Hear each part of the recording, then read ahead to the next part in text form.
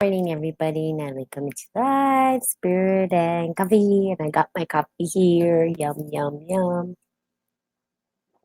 Mm-hmm. Fantastical. Tastes great. Cardamom, cinnamon in my coffee. I am so super excited. And sorry, got something in my throat today. Can fix my camera. Their videos, I tell you, funny. Um, I'm excited because as I told you guys in the past, that my life is going to change drastically. There's going to be some major shifts in how I'm operating, what my life looks like, what I'm up to, how I'm going to engage life, all these cool things. And I'm super excited because I have been putting a lot of my energy into expanding Spirit and Coffee, and it just felt like it was time, okay, to just expand. Good morning, Gato. So the expansion of Spirit and Coffee, in that, good morning, Michael. I've created a actual Facebook page specifically for Spirit and Coffee. I've created a Twitter account. I don't know, I created all this stuff yesterday. And as you guys know, I'm now on Podbean Live, where I air live for new people to show up that I may or may not know. But good morning, Jose. Good morning, Michael. Good morning, Jason. So the expansion of Spirit and Coffee is sort of happening, which is nice and exciting for me because, as you know, and I do kind of give a background of how Spirit and Coffee started for those of you who've been on here forever. You already know the story of the platform, and I continually tell you what this platform was designed for, to keep people reminded of the intention of what it was started for, why it was started, and why I'm going to continue to expand it when I'm asked to. So I get this flood of energy that's like, okay, it's time to take this somewhere else, to other dimensions, other domains, other whatever you want to call them. And so now Spirit and Coffee is going to be everywhere. And I think that's great because it's a platform of love, as you guys know. Good morning, Kim. It's designed to really insert love in the places where love may not exist, and to illuminate some of the darkness, and remind the darkness that love is still with them always. And so that's really the whole point of it. But beyond that, how it showed up was by doing readings, and that was really to support with igniting ideas, right? Especially for me, because I was like, well, I can put up a set of ideas up.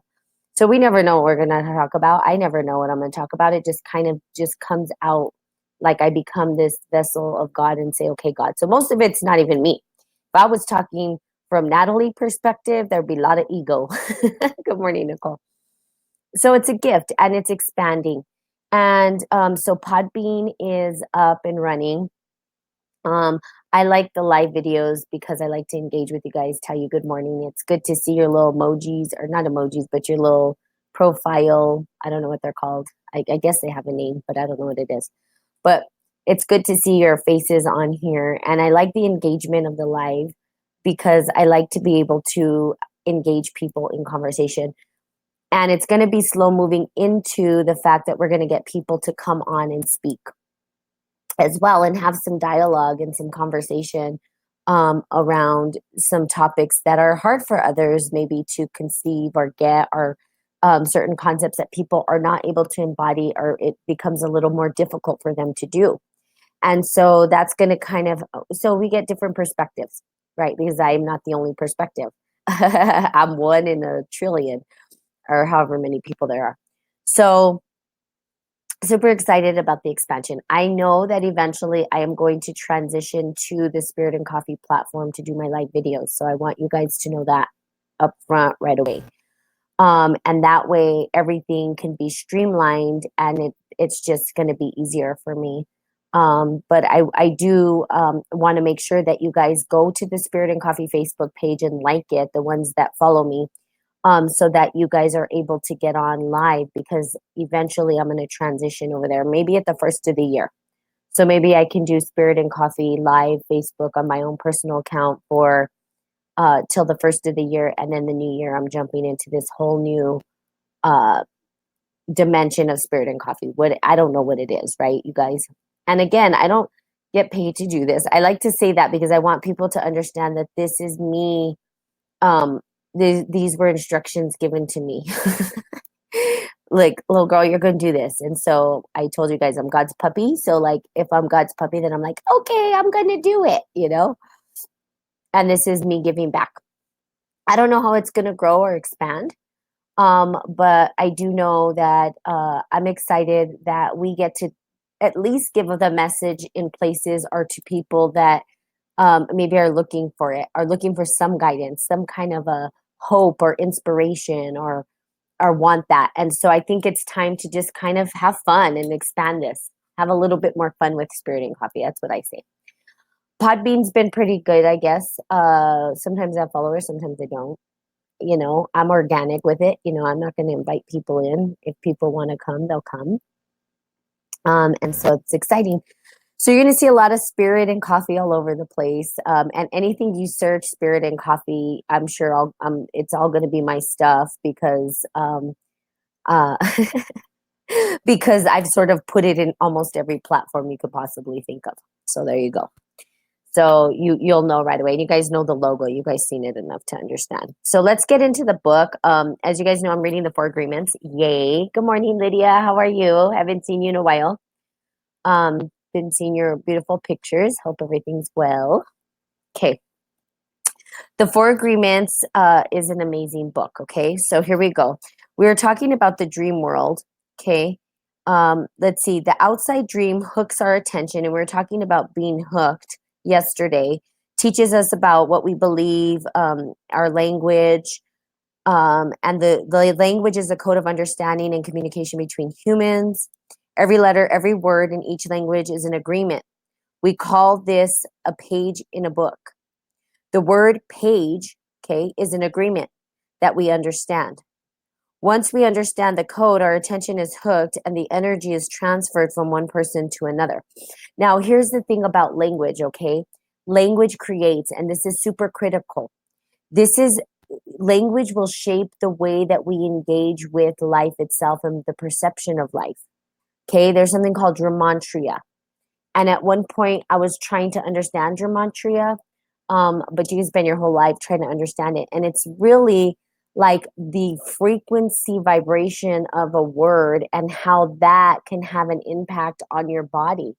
Now, we know that vibrational frequency, it changes the shapes of things. We know that because you can put, they've done these studies or experiments, I should say, where they put sand on a drum, right? And they play a certain frequency and you see a pattern starts to be created and you're like, whoa. And then you change the frequency and the pattern changes. Okay, so when we speak words, they have certain tonal vibrations and they're supposed to do certain things. Now, think about a priest. Now, when they sing their hymns, right? They're they seem pretty flat and dull.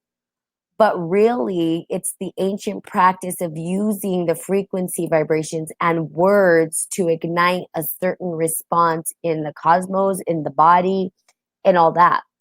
And then in Egypt, they even have a place where they take individuals, or where they used to take individuals. So archaeologists have uncovered the fact that there is this place where they used to do frequency healing. Okay. And now we're starting to frequency heal ourselves. We're starting to rediscover, not that it wasn't there in the past. It's just that Western medicine has sort of ripped it out of us, right? These ancient practices are still being done in other countries. In the United States, they've sort of ripped it out. And now we are starting to wake up and saying, hey, this normal medicine is not the only way. Western medicine isn't the only way. People are seeking outside to rediscover that, hey, we used to do this before.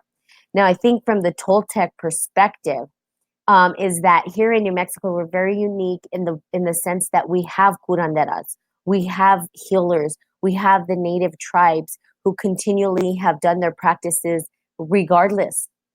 Okay, maybe they did it undercover when they were, when they were coming and pilgrimaging. I'm saying that word wrong, but when they were coming and killing off the people and trying to make them to believe a certain religion, right? That they kept their practices kind of hidden.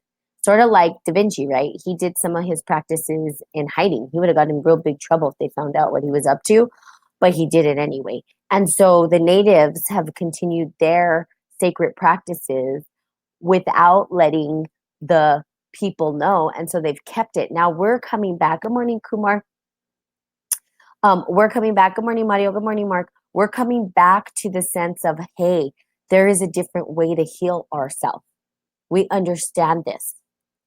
And so that's what it's talking about. One of the ways is frequency and it's words, and words create and shape the way that we perceive our own life.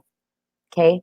The way we perceive the world, how we interact with the world, how it feels to us, what it looks like to us. Okay. It is not your choice to speak English. You didn't choose your religion or your moral values. They were already there for you when you were born. We never had the opportunity to choose to believe or choose what to believe or what not to believe. We never choose even the smallest of the agreements. We didn't even choose our own name. So again, when you start to get deeper into the understanding that we have been programmed, it was already here for us. And we talked about that yesterday. When you were born, everything was here. You didn't come into this world and say, I'm going to create the tree. You didn't come into this world and say, it was already here for us. Okay. As children, we didn't have the opportunity to choose our beliefs, but we agreed with the information that was passed on to us from the dream of the planet via other humans. Now, here's the deal. Sometimes we're forced into believing certain things, and kids are super, super smart. And I'll tell you this. Sometimes kids like, and then they hold you accountable to what to what you tell them, right? But kids sometimes can see the glitch in the system. Like, this doesn't make sense. Some people will go to church, right? And they'll be like, wait, you're saying this, but I don't see that happening. It's totally like what? It doesn't make sense. It's not adding up, right? That there's these things that, yeah, we were told to be a certain way. And sometimes we go against it because we're like, we don't believe that. But then we get in trouble, we get hit, right? Or we get yelled at, or we get told. Now, yesterday, we'll talk about my own life, because yesterday I got triggered by my niece. Okay, we're very close, her and I. And she lost her keys. Okay, she loses everything. And for me, I'm like, look, I'm trying to teach her a lesson in life. Okay, but I got triggered to the point where I got a little heated and I got a little firm. And then I felt really bad because I know that, she's a good kid and this. And so I apologized. I said, look, I love you. These are the lessons that I'm trying to teach you, but I'm teaching you for a purpose, not to harm you, but to support you. But the way that it came off was like, you have to be forced into the way that I think. And that wasn't correct. That wasn't a correct approach. But in the moment when you're triggered and the ego just, and you take off, then you're going, oh gosh, right? But living by a set of rules of personal responsibility and reflecting and saying, was that the proper approach? Now, in that process, okay, and I'm telling you guys this for a purpose so you can understand there's a process. In that process, there's a recognition and self-awareness of that's the ego. Where did that come from? It came from my own internal programming. To be able to say, be self-aware, and to recognize when Natalie's talking and when God's talking. Because Natalie can take over, and Natalie can be, Natalie, whatever she is, right? Which is different archetypes. When God is talking, when God is allowing to move through you, it's always in love. It's never going to show up wanting to harm somebody. It's always going to be patient and kind. If you're anything other than that, then you're speaking from the ego. There's nothing right, wrong, good, or bad. It's just the self-awareness of it, right? So did I make myself wrong for it? No, I simply took responsibility and apologized. And guess what she did? She took responsibility for her and she apologized. And then we came to an agreement of what is the proper behavior. How should we engage with each other? What does that look like so that it's effective? Okay. So that's how we learn as children. Children believe everything adults say. And I wouldn't say everything adults say. I wouldn't 100% say that. Because sometimes kids will be like, oh, I don't believe you. I'm just doing what you're telling me because I'm going to get in trouble if I don't, right? So I wouldn't say all. Good morning, Tony. We agree with them, and our faith is so strong that the belief system controls our whole dream of life. We didn't choose these beliefs, and we may have rebelled against them, but we're not strong enough to win the rebellion. And as kids, we're not strong enough to win the rebellion against these beliefs that are placed upon us. We're not. And it's okay. The result is surrender to the belief or agreement. Now, think about the people that tend to go against those things. And there's very few and far between that this happens. Why? Because then that group gets ostracized. Think about Jesus. Think about Buddha. Think about even Gandhi. Think about Mother Teresa. Think about these people who had true altruism, right? Where they were completely giving back to humanity in this way. People talked foul about them. They were standing alone sometimes. They were by themselves because they truly believed this, but it went against the agreement that the society had. And because of that, they were put outside and like, no, they put Gandhi in a prison. Okay. Now his prison wasn't, I went to his prison, by the way, where they held him in India. And I can tell you that, the prison wasn't terrible, but it wasn't where he wanted to be. But you know what? He stood firm in what he believed. But it changed the belief system. To do that takes courage. It takes a lot. And most people just say, you know what? I can do it. It's too much. It's just easier just to follow whatever.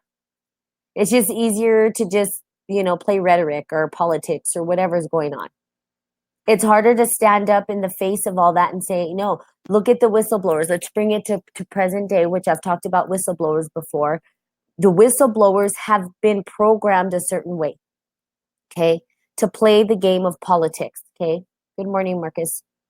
Now, in their game of politics, and the rhetoric that they do. If someone stands outside of that, guess what? There are people been killed over trying to change the system. We know this. Okay. People say, well, conspiracy theory, whatever. That's fine. We're not going to get into that. But the reality is that people are afraid. Why are they afraid? Because they know they're afraid that something's going to happen to them. And for you, that those that may not believe this, I have witnessed it and experienced it myself with other people, where they're afraid for their life, for their family, and all of this stuff because they're speaking up and doing what's right. Okay. It's easier just to follow what everybody else says in their rules. It's harder to stand up in your principle and say, no, I'm unwavering. Trust me, I've been through it myself. I'm actually going through it myself, just so you guys know. Okay. I call this process the domestication of humans. And through this domestication, we learn how to live and how to dream. In human domestication, the information from the outside dream is conveyed to the inside dream, creating our whole belief system. First, the child is taught the names of things: mom, dad, milk, bottle. Day by day, at home, at school, at church, and from television, we're told how to live. Okay. Good morning, Kelly. We're told how to live. Let's see. Day by day, school, church, television, we're told how to live and what kind of behavior is acceptable. The outside dream teaches us how to be human. We have a whole concept of what woman is and what man is, and we have learned to judge. We judge ourselves, judge other people, and judge the neighbors. Okay, and this is where judgment comes in, and that's the mirror. That's the second mirror that I was talking about. Good morning, Jennifer. Hey, Jennifer is back on here on Podbean. And this is where the judgment comes in, and then think about how we discuss women and men. Now, everybody thinks that, like, they'll say, oh, women are crazy, or men only think with one part of their brain, or, there's all these weird things that people talk about in our society. And I'm talking about American society. Now, here's the deal. I've lived outside the country, okay? And I can tell you that the thought process is completely different, right? They live in a different worldview and they see the world from a different perspective. They don't view it the way we do. Men in other countries, it's okay for them to have intuition and emotion.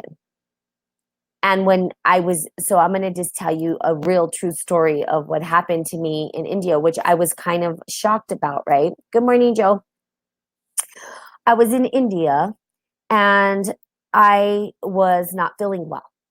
Okay. And I had cramps. And okay, so this is all the woman stuff, right? I had cramps and all this stuff. And I'm always very blatantly open and honest about this stuff. And a guy friend of mine in India goes, what's wrong? What's wrong? How come you're sad? You seem down, your energy seems low.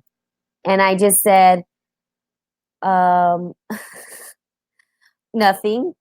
And he's like, no, you're lying to me. I know your energy's down. What's going on? Are you okay? And I kind of freaked out. And I said, well, no, I have cramps. Okay, do you need something? What do we need to get you? Do you need me to go get you some tea? Let me get you tea here, sit down. And I was like, what is going on? Like, who does that? Because my experience in America is men don't do that, right? That's not what I've experienced.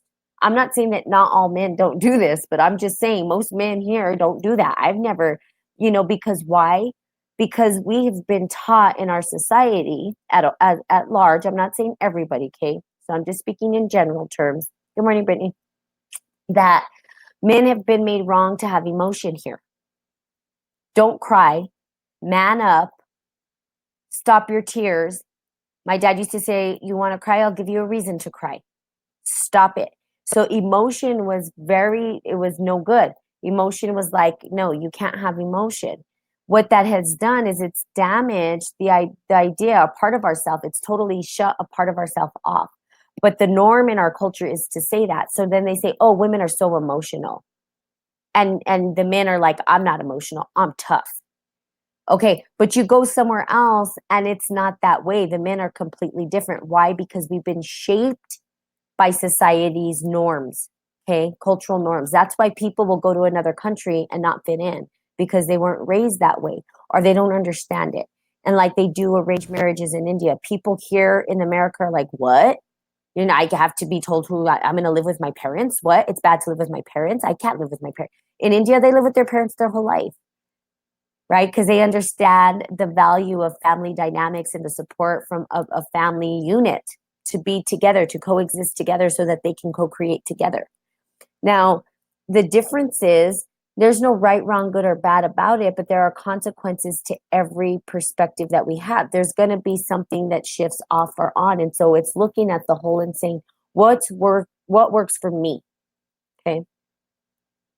But I talk about this because the emotional piece that has been cut off from our society has created quite an interesting story, an interesting dream.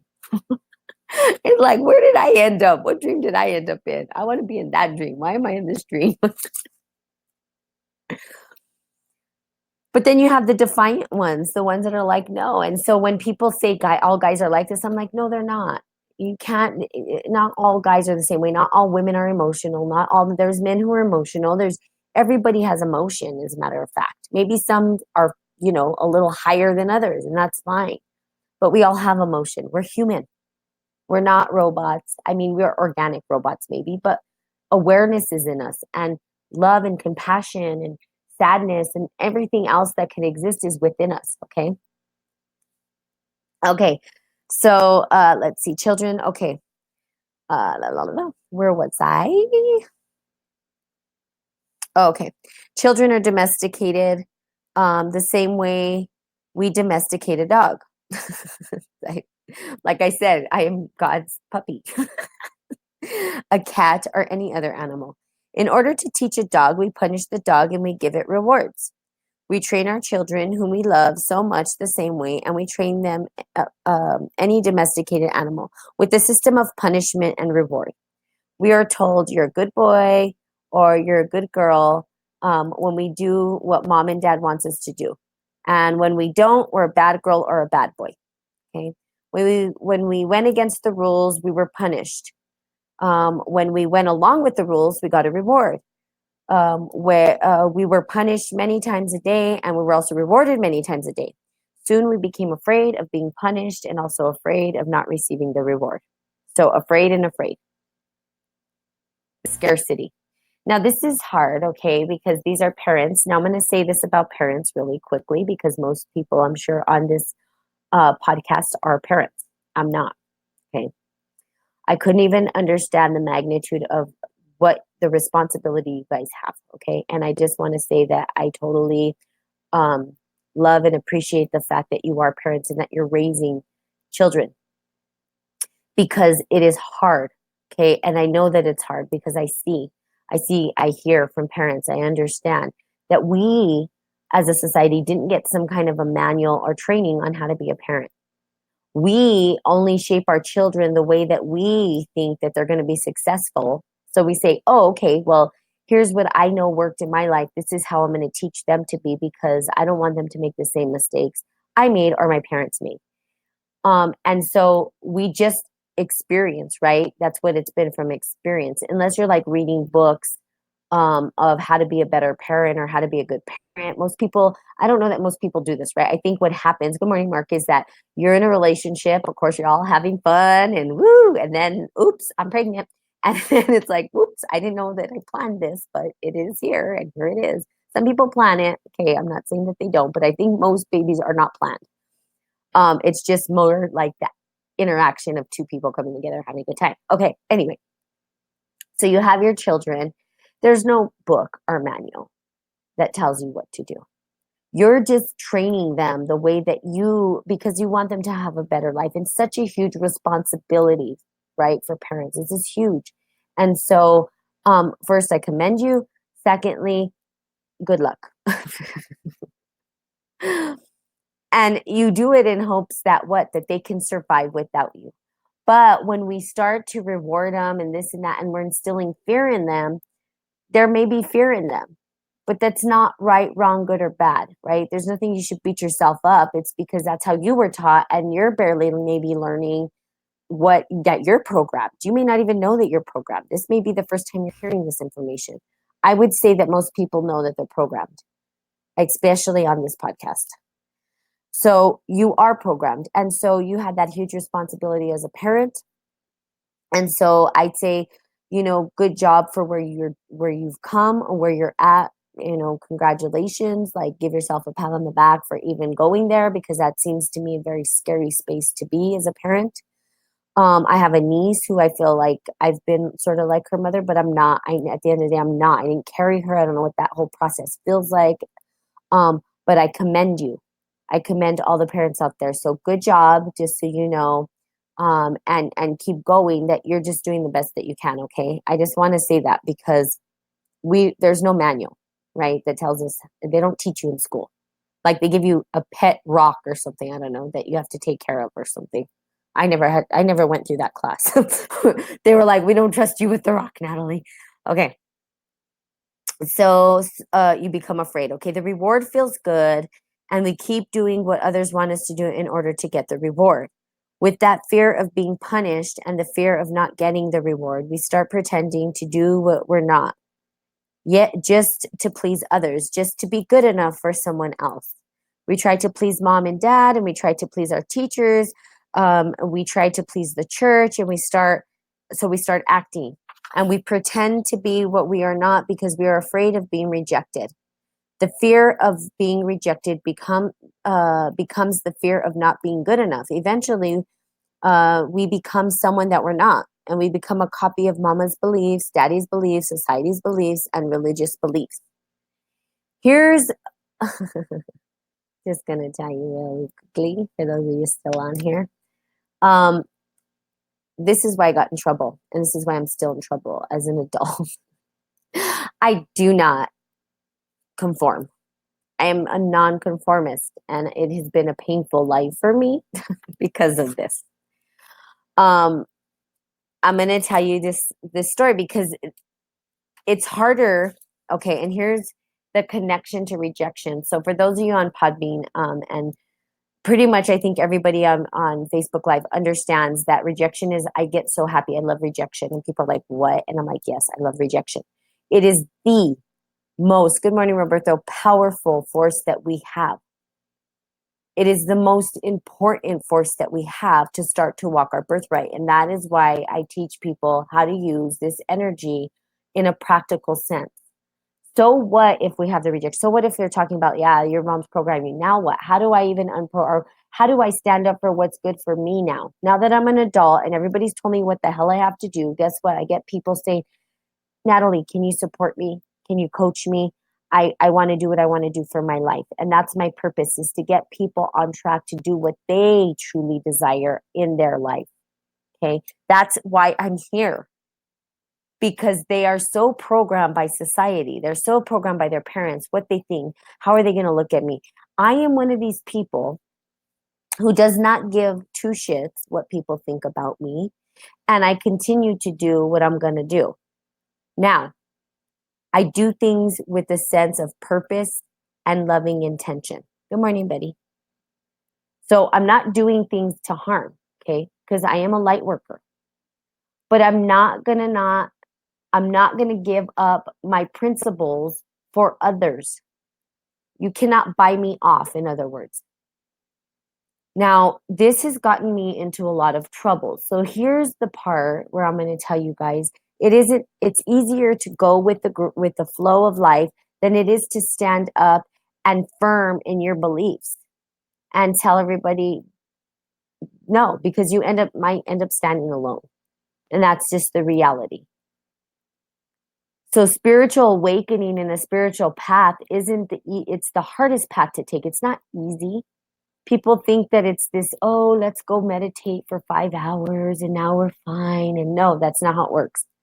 To really do spiritual work means that you get to ignite these parts of yourself that are so uncomfortable and learn how to utilize that energy for your higher purpose, which is what I keep talking about over and over and over again. Rejection. I saw a principal. I'm going to tell you this story. I saw a principal that was my elementary principal.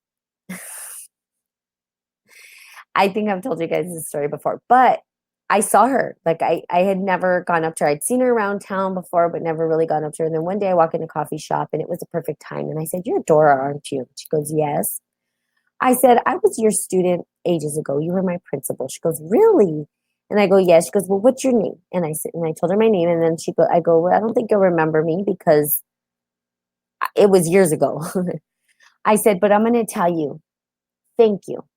And she said, "Okay, for what?" And I said, "Thank you for being patient with me." I said, "Because I wasn't an easy kid, and I know that." I said, "But you understood, and you didn't." She never made me wrong for going against the grain. She never punished me for it. She just listened to me and she was patient with me. And that's all I ever wanted, was someone to understand my perspective, see it from my point of view, because what I'm saying, I know to be true for me. May not be true for you, but it's true for me. Now, a kid who's telling you this and you're not listening to them, it's like you're saying, I devalue what you have to say because you're younger than me. But the reality is, children are not programmed, so they know what's really true for them. They understand what's true for them in that moment. So listening to them is an important key or an important factor.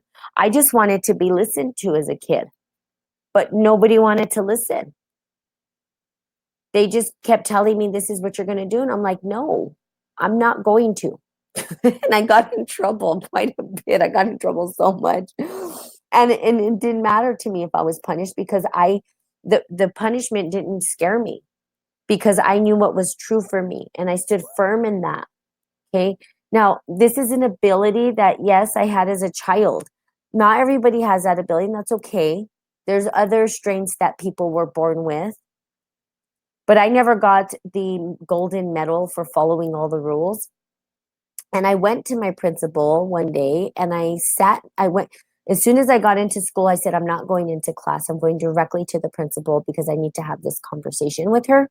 And I sat there and they're like, you need to be in class. And I said, no, I'm not. Not until I see the principal. I'm not going to class. You're going to let me see the principal. Why can't I? And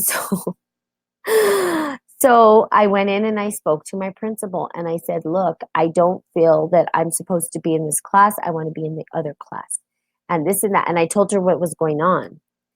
And rather than make me wrong for this, she wanted to understand why, what was going on with me, why did I feel this way, all these things.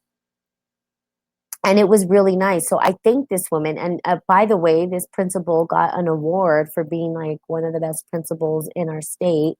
And rightfully so. I think she deserved it because even as a kid, I mean, even as an adult, even growing up, people are trying to force you into being somebody you're not. That is not, I mean, there are certain things that I understand, right? That, okay, we're going to shape and mold. And there's maybe these foundational principles of like, okay, don't harm others. Don't, these basic principles. Now, what about what you want to do with your life? Like maybe you had a parent that said you should be, I don't know, a musician and you don't want to be, but you're forced into it. Or you were forced into your religion, or you were forced into your way of seeing the world, right? Like I had to go to church with my grandma. I liked it because I've always been spiritual, but it was Spanish church and I didn't know Spanish and I didn't understand it and I would fall asleep and get in trouble for it. But I was like, I don't understand it. What do you want me to do? It's making me tired. I don't know. The priest's monotone voice is making me fall asleep. Okay, I'm falling asleep in this church. So I was trying to stay awake, but I would get in trouble for it, right? I don't go to church now. I don't like it. It's not for me. Okay, now it may be for you, and that's good. I mean, my church is different. It's not like a Catholic church, but I have my own way of practicing, and there's nothing wrong with it. It's the same thing. It's me giving myself to God completely, fully, and wholly. You don't have to step into a place, right? Some people feel like they need to step into a place. That's fine. What is your greatest truth? Now, there are people on this Spirit and Coffee right now live that I know, and I'm not going to name any names unless you want to speak up, and I think you know who I'm talking about, who have finally stood in their own life. They finally have stood up and said, you know what, I'm going to live my life. And I always feel very proud when people start to do that because for me, and that's part of a program too, right? It's still a program, you guys, all of it's programming, that I say, wow, it is not the easiest thing to do. It's the hardest thing to do because people want you to behave the way they think you should. And when you're going against what they think you should, they get very uncomfortable. And then they're like, have to question themselves about how they're living their life. And that's why they get uncomfortable because they start to say, well, maybe this whole time I was wrong, or maybe I didn't have the courage to speak up. Okay. And the other part is the rejection. Now, rejection is the most important piece. And it's funny because I was talking about rejection with my niece last night. It's so beautiful. I love rejection. I told her when I get rejected, that is the greatest energy that I could receive is rejection. I've been rejected so much in my life that it's like, give it to me. Give me that rejection. Go ahead. Give it to me because I know what to do with it. I know how to transmute the energy. I know how to shift the energy into something powerful. It is the most powerful energy we have. That's why how do we use society? This is not just conceptual work. This is experiential work. When you get rejected, it is your greatest power. And people are like, what do you mean? I'm like, it is. Okay. It ignites something in us. It brings us back to self-acceptance. It brings us back to ourselves. Now, most people don't recognize that. Most people go and they try to get attention outside themselves again and again and again. They want validation. Am I doing it right? And because that's what they're used to. Rather than following their own internal truth and so it takes work to go internally and say, aha, I accept myself. If somebody cannot see my value, that is not my problem. I know my value and I'm going to place my value in things that matter to me. I'm going to place my value into Spirit and Coffee. I'm going to place my value into doing whatever other work I'm going to do. And I'm going to give my energy to that. I'm not going to give my energy to the rejection. I'm going to use the energy of rejection. So people tend to like get rejected and then go search for somebody that's going to accept them rather than accepting their self. So rejection becomes self-acceptance. That energy is the most powerful when you learn how to utilize it. Now, there are practices you can put in place for yourself. I have my own practices that I use when I get rejected. One of them is going to the gym. And let me tell you, I was talking to my niece last night about the words that are in my head when I'm at the gym on the Peloton and I'm doing my little workout. And let me just tell you what's going on in my head is probably you would laugh because a lot of cuss words and a lot of and I tell myself I'm a badass. I have value. I matter. And I just keep going at it. If I need to cry, I cry first. And then I exert that energy into something that's going to support me and my internal self. Now, when you reach, let's say you get rejected and you go on the external to look for something to grab onto, all you're doing is setting yourself up for more rejection. You will never be fulfilled when you go externally to find validation for your life or who you are. Never. Because no one can complete you but you. So the connection to God, that is those moments where you get to connect into your higher power, your higher source, when you get to connect to God. Those are the moments when you get to get deep with God and be like, all right, rather than looking for, okay, and I know we do this because I do too. We'll be like, I'm going to call a friend because I need validation that I'm good enough. But the reality is if you just didn't pick up the phone, didn't reach out to anybody when you got rejected, and you just allowed yourself to go through the process that surfaces up for you, okay? That might mean that you're hitting a punching bag or you're screaming in the car, whatever it is for you. I told the guy the other, just go in your car and scream and turn the radio up and scream and try to be louder than the radio. I don't know. Do something to let that energy out. But if you could be by yourself in the rejection, so that's sort of kind of, I know this is deep for a Friday. We probably want to end on like, woo, no. But if you could say to yourself, okay, I am going to accept the rejection. Okay. And in that rejection, I am going to be with myself and see what that feels like. Not to pick up the phone, not to, what am I truly feeling internally? Is anxiety? Is it this? Is it that? And do I find myself wanting to get validation from the outside world for who I am and what I am? Okay. Okay. Awesome. Okay. Good. So I think that's good for today. We're slowly treading through this book. We're in the, let's see, we're pretty close to the end of this chapter. Well, we have a little bit. It'll take a while for us to get through this book. So, the smoky mirror, I'm trying to see where we're at. Oh, yeah. The next one is the first agreement, which is the next chapter. And that'll take a while before we get to our first agreement. But we're setting the foundation for the dream so that you can understand how to get through the programming that we're in. Okay? Awesome. Okay, so you guys can follow me on Podbean. As you know, I'm going to switch platforms, I believe, for Spirit and Coffee on Facebook. For those of you on Podbean, if you want to see me live, you can go to, I believe it's Spirit and Coffee 1 on Facebook. I also started a Spirit and Coffee page. You can go to that page, like it. I'll be sharing the podcast lives on there, but also going to start doing my live videos from there the first of the year. So I'm going to keep reminding you guys because I'm going to change platforms eventually. Okay, so have a fantastic Friday. Have a fun, phenomenal, funky, freaky, fabulous Friday. And I will see you guys on Monday because that's when I do it. Okay, love you guys. Bye.